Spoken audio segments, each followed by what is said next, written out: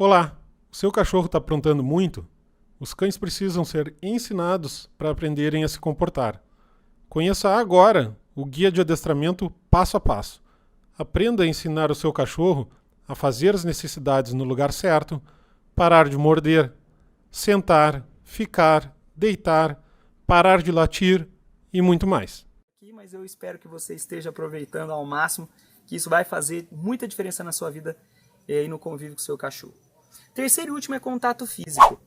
Humanos e cães são mamíferos. Olha o que eu vou dizer agora, ó. Vai entrar aqui no lugar do adestrador o Vitor Prado, biólogo.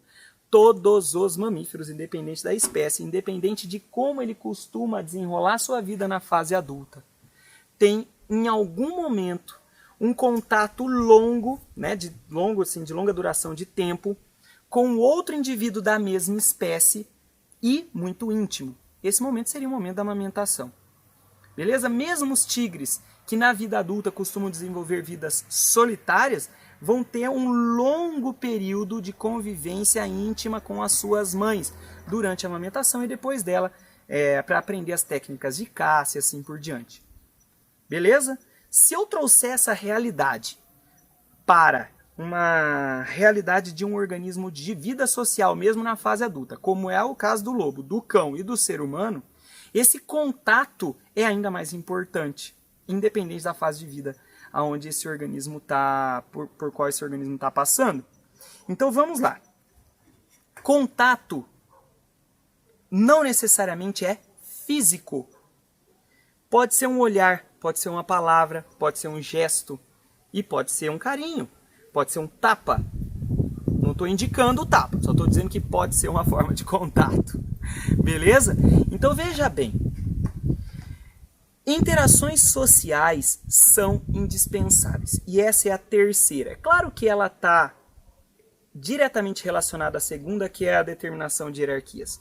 Mas o que eu quero te dizer agora, eu não tirei somente de cursos diversos de adestramento. Eu também tirei de livros de psicologia humana. Existem alguns pilares aí da educação de qualquer espécie. Dois principais que eu posso subdividir em outros dois: reforço e punição.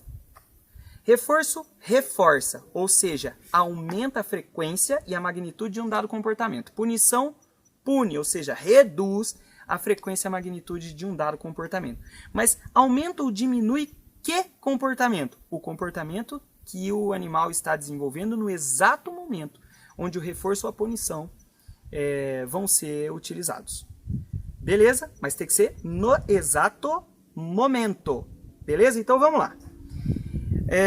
Os mais fáceis de entender são os conceitos de reforço positivo e punição positiva. Positivo quer dizer que eu acrescentei algo à relação. Negativo quer dizer que eu subtraí algo da relação. Então, positivo tem o sinal de mais, que é a adição, e negativo o sinal de menos, que é a subtração. Então, veja, não confundir positivo e negativo com legal ou ruim. A gente precisa ter essa ideia de que eu acrescentei, eu tirei. Reforço. Rex senta. O Rex senta, eu dou o petisco. Eu acrescentei o petisco no exato momento onde o cachorro executou a atividade que é o sentar. Com isso eu aumento a chance, a probabilidade que esse cão tem de sentar na próxima vez que eu for solicitar isso a ele. Certo? Punição. Ao invés, eu chego em casa, o cachorro fica muito feliz e pula e suja a minha roupa. Sujou a minha roupa, eu bato no cachorro. Que fique claro, não estou indicando de forma alguma bater no cachorro. É só porque é mais fácil de ilustrar e de exemplificar para você nesse momento. Bati no cachorro uma vez, duas vezes, na terceira vez ele vai pensar duas vezes. Ou seja, isso é punição positiva. Por quê? Porque é legal bater no cachorro? Não. É claro que ele não gosta disso, né? Na verdade, é positivo porque eu acrescentei um tapa, um chute, ou seja lá o que for, ao relacionamento no exato momento em que ele teve a atitude de pular. Beleza? Então, veja, o reforço positivo é quando eu acrescento algo bom. A punição positiva é quando eu acrescento algo ruim. O que seria reforço negativo? É quando eu tiro algo de ruim. Então nós não gostamos muito de trabalhar com o reforço negativo, porque ele trabalha muito próximo da punição positiva, que é quando eu pus algo ruim. Então vamos lá, vamos entender isso. Então esse cachorro que apanhou toda vez que pulou em mim, tem um dia que ele não pula, ele não apanha. Quando ele não apanha, eu tirei o fato de bater no cachorro, ou seja, é negativo, porque eu subtraí da relação. Então é um reforço negativo, mas eu estou reforçando o quê? O fato de não pular, porque afinal de contas, nesse momento ele não pulou. Então, a punição positiva e o reforço negativo, nesse exemplo que é meio tosco, porque não se deve bater em hipótese alguma no cachorro, que fique claro, certo? Nesse exemplo, o reforço negativo só existe porque antes existiu a punição positiva. Mas é só um exemplo, certo? Então não gosto de trabalhar nem com um e nem com o outro. Mas às vezes a gente trabalha com eles também. Também não estou dizendo que a gente não trabalha nunca com reforço negativo e punição positiva, só que nunca vai ser bater no cachorro, ok? Beleza. Outra coisa, o que é a punição negativa? É quando eu tiro algo de bom. Petisco. Rex senta. Ao invés do Rex sentar, ele pula para alcançar o petisco. Eu afasto o petisco. Afastei o petisco, eu tirei dele. Então isso é punição negativa. Joãozinho foi mal na escola, uma semana sem videogame. Punição negativa.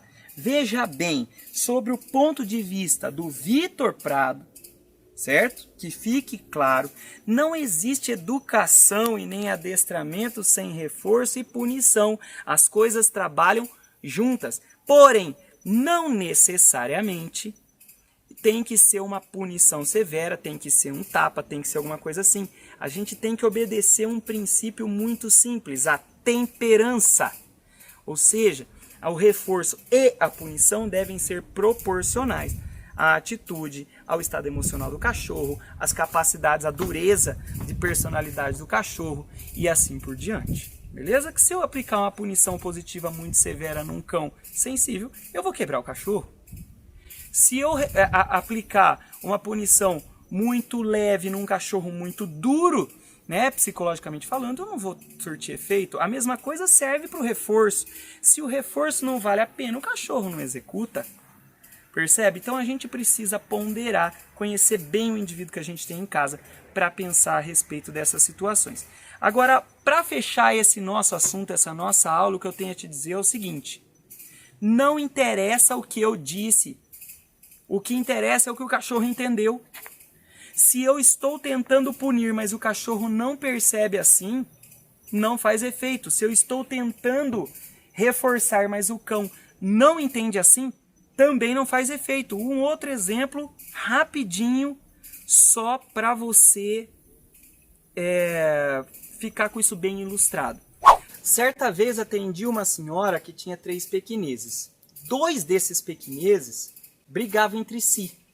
E na nossa conversa, muito interessante, estávamos sentados no sofá, aos pés dela, bem ao lado, e tinha uma cachorrinha, eram todas fêmeas, tá? Tinha uma cachorrinha aqui, a outra estava do outro lado da sala e a outra estava deitada dormindo embaixo de uma mesa.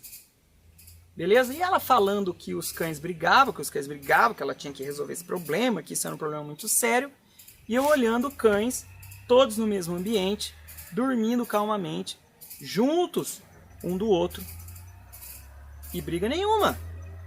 Aí eu comecei a pensar, e aí? Quais são as situações onde elas brigam? Ah, Vitor, é só aquela que está ali do outro lado da sala se mexer, que essa que está aqui comigo vai até ela e já começa uma briga terrível.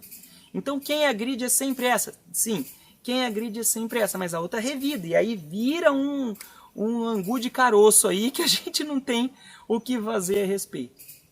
Tá, qual é a atitude da senhora em relação a essa situação? Não, eu sou enérgica, eu sou brava, eu brigo, eu tiro, eu uso, eu sei lá, eu faço e aconteço. Bom, isso, o que ela me diz me parece punição, certo? Me parece punição, ela pune, portanto esse comportamento devia reduzir em frequência e magnitude. Aí depois dessa fala veio aquilo que me acende sempre o sinal de alerta. Mas Vitor, quanto mais eu brigo, me parece que pior fica. Gente, presta atenção numa coisa, se o comportamento está crescendo, O que aumenta um comportamento em frequência e magnitude? É punição ou é reforço? Reforço. Ou seja, a proprietária, aquela senhora, ela acreditava estar punindo, mas o cão, ao receber a punição, não reconhecia a punição, reconhecia reforço. Não sei por que cargas d'água, talvez providência divina, a cachorrinha se mexeu do outro lado da sala, essa daqui foi louca e começou um trupé que você não imagina. Coisa feia de ver, pareciam dois cães muito grandes e bravos se engalfinhando ali, apesar de serem dois pequeneses fofinhos, beleza? E aí, normalmente eu costumo ajudar as pessoas a controlar os cães, mas dessa vez eu cruzei os braços e primeiro eu precisei assistir o que aquela senhora ia fazer. E imediatamente ela fez exatamente como ela havia me falado. Correu até os cães, pegou a agressora pela pele da nuca, que levantou e falou: "Você não pode fazer isso!" E aí abraçou a cachorra aqui no colo e: "Não, é feio, é feio!" E quanto mais ela fazia, assim como ela já havia me relatado, mais essa cachorra que estava aqui com ela olhava para outra lá no chão, latia e mostrava agressividade. Para mim tudo ficou muito claro. Pare agora. Põe o cachorro no chão. Mas se eu fizer isso, a cachorra vai agredir a outra. Falei: "Calma, a gente depois corrige isso, mas antes eu preciso conversar com a senhora." O que aconteceu naquela situação? Por que elas brigavam? Para mim ficou muito claro. Quem tinha acesso àquela pessoa, que aliás é a pessoa que trazia comida, que trazia água, que fazia carinho, ou seja, uma pessoa muito importante para a sobrevivência do grupo, apesar de não ser a líder, certo? Ela era aquela cachorrinha que estava ali com ela. Quando a outra vinha, ela não queria dividir a atenção dessa pessoa com a outra. Muitos chamam isso de ciúme, outros chamam de posse. Eu não vou chamar de nada. E aí a briga acontecia. E aí o que essa senhora fazia? Pegava a agressora, que estava brigando por acesso a ela, e dava acesso a ela. Pegou pela pele da nuca, Vitor. Olha, a mãe dessa cachorrinha já fazia isso com ela quando ela era um bebezinho. Para os cães, ou para a maioria deles pelo menos, isso não é um problema. Aí conversava com ela, dava atenção para ela, ou seja, reforçava o que ela queria. O que acontecia entre essas duas pequenesas? Acontecia uma briga por status hierárquico, né? Ou seja, essa que era a agressora, ela encontrava nessa senhora o apoio para o status hierárquico que ela tinha, que era superior ao da outra, pelo menos na cabeça dela. E eu tenho certeza que a outra também acreditava nisso. Quando a outra vinha para ganhar carinho, essa pessoa que não tem um cérebro canino pensava assim: mas eu amo meus filhos igualmente e eu preciso dar carinho igualmente. Ela também tem direito. Você vai dividir com a outra. Mas veja, o cachorro não funciona assim. Eles não se entendem no mesmo degrau da escada da hierarquia. Se ele dividir a mesma intensidade de carinho, eu estou colocando os animais no mesmo patamar hierárquico, e isso não pode acontecer. Um necessariamente vai assumir a liderança, ou então vai se colocar abaixo do outro. E nesse caso, essa cachorrinha queria se colocar acima. Então, cada vez que essa pessoa tenta dividir igualitariamente, de forma muito humana e racional, a atenção que ela dá aos seus indivíduos ali, ela reforça as brigas. Então, o que eu tenho a dizer para fechar esse assunto e essa aula de uma vez por todas? A gente tem que tomar muito cuidado com a forma de interagir com o nosso cachorro. E principalmente prestar atenção não no que sai da nossa boca, mas naquilo que o cérebro canino interpreta. E as reações do animal vão nos dar pistas disso. Então, se o comportamento está piorando, ele está sendo reforçado.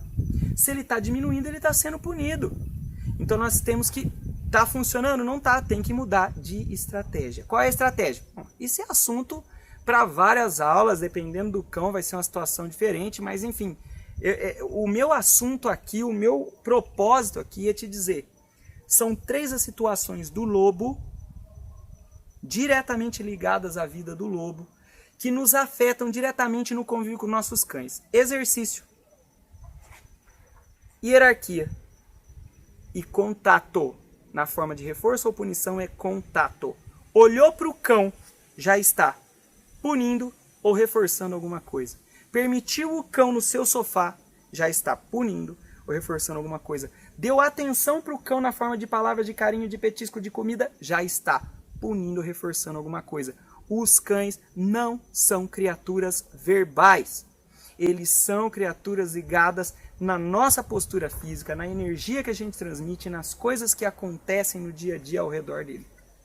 Então tudo o que a gente faz no nosso convívio diário com o cachorro conta e é relevante para determinar se nós estamos assumindo uma liderança, se nós estamos abdicando dessa liderança, se a gente vai ou não ter bom comportamento do nosso cachorro no nosso convívio normal. Eu espero que você tenha gostado e que, apesar dessa aula ter sido um tanto longa, ela seja muito proveitosa na tua vida e em breve a gente conversa novamente a respeito de cachorro, que afinal de contas é disso que a gente gosta. Um abraço para você e até mais.